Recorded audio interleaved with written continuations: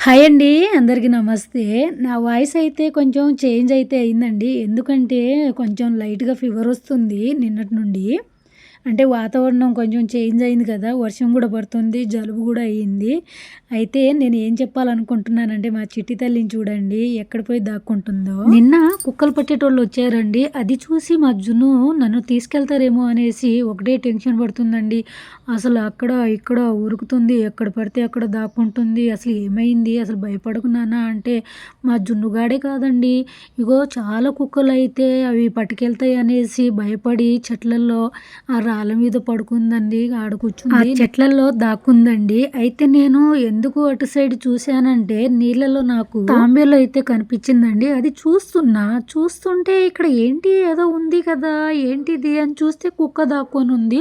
పాపం అది నన్ను చూసి లోపలికి వెళ్ళిపోయిందండి. లోపలికి వెళ్ళిపోయి అలాగే అసలు నేను చూస్తున్నానా లేనా వెళ్ళిపోయాను అనేసి మళ్ళీ తొంగి తొంగి చూస్తుందండి. చాలాసేపు వరకు అయితే అక్కడే ఉంది అది. భయపడుతూనే అక్కడే ఉంది. తీసుకెళ్ళిపోతారేమో అనేసి. అదే అనుకున్నా నేను. అదే దాక్కుందనుకున్నాను. కానీ మా చిట్టి తల్లి ఇటు అరుస్తుంది. ఏమైందిరా అనేసి చూస్తుంటే అటు కూడా 2 కుక్కలు కూర్చొనున్నాయి. అయి కూడా అక్కడ దాక్కున్నాయి. అవి కూడా నన్ను పట్టుకెళ్తాయి అనేసి అక్కడైతే దాక్కొనున్నాయండి. చిట్టి కూడా అటే చూస్తుంది. అవి అరుస్తున్నాయి పాపం భయపడిపోతున్నాయి. చూడండి అక్కడ 2 కుక్కలున్నాయి. ఇక్కడొకటుంది.